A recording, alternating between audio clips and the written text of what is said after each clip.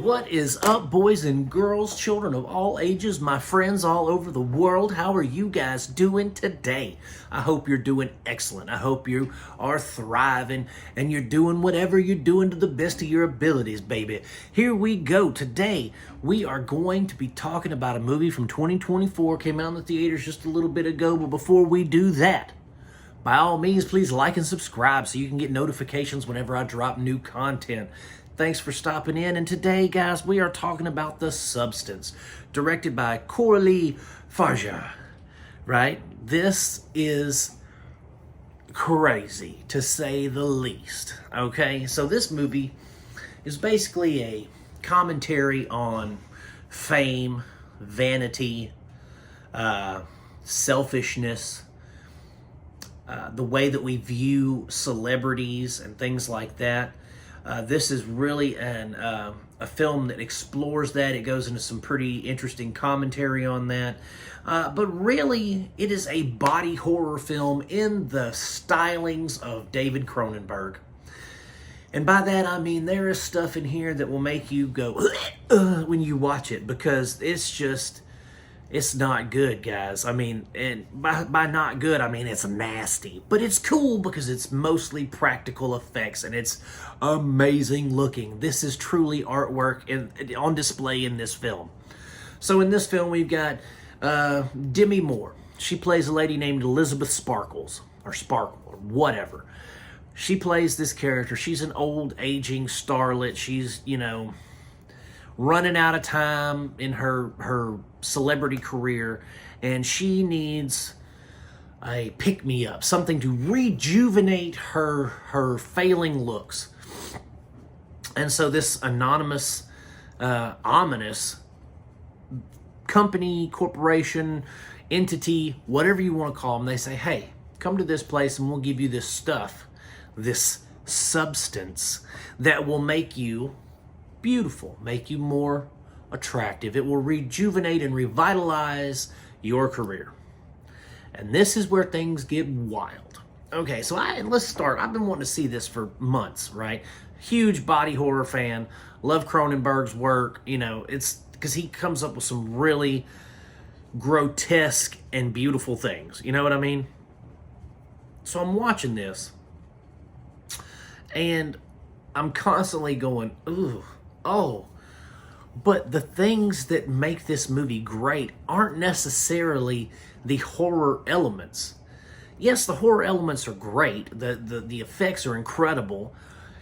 But the story is where this is at. You basically have... So when you take The Substance,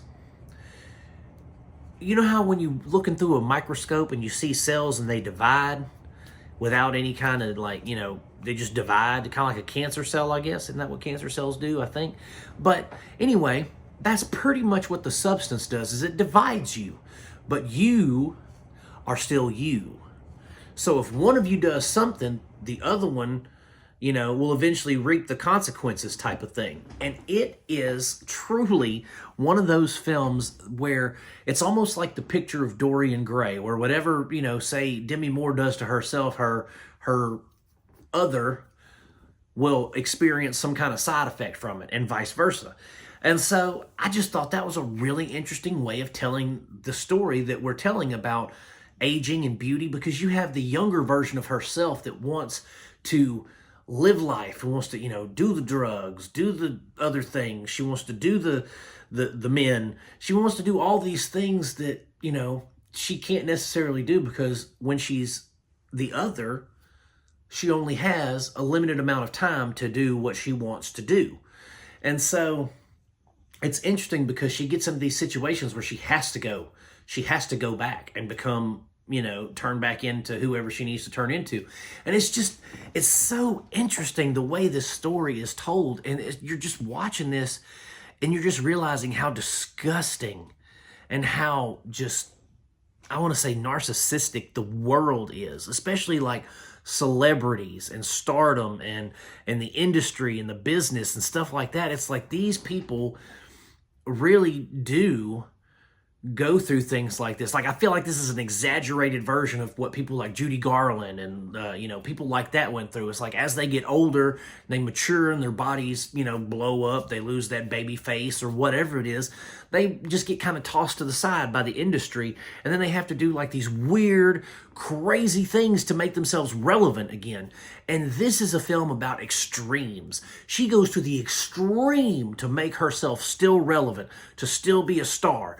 And in the process of making her going to the extremes and doing this, she winds up just messing herself up more than she would have if she'd have just accepted the way God made her. If she'd have just accepted how time and age and everything affects a person, but people just cannot accept that nowadays. And this is such a just eye-opening look. It's a very raw, it's a very gritty, it's a very nasty look into beauty and the constrictions of beauty where, maybe not necessarily for men, but for women, beauty is a big, big thing.